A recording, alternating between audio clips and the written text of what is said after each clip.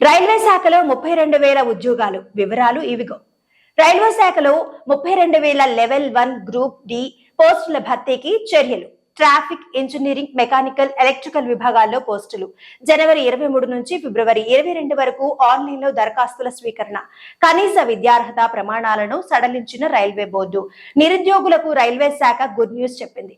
Railway శాఖలోని పలు విభాగాల్లో ఖాళీగా ఉన్న దాదాపు 32,000 లెవెల్ 1 గ్రూప్ డి పోస్టుల భర్తీకి రైల్వే బోర్డు చర్యలు చేపట్టింది.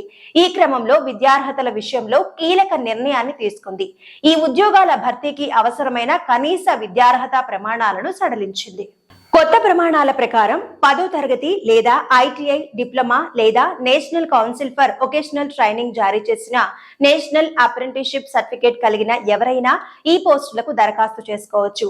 ఇటీవల విడుదలైన నోటీసులో టెక్నికల్ విభాగాల్లో పోస్టులకు దరఖాస్తు చేసుకునేందుకు కనీస విద్యార్హత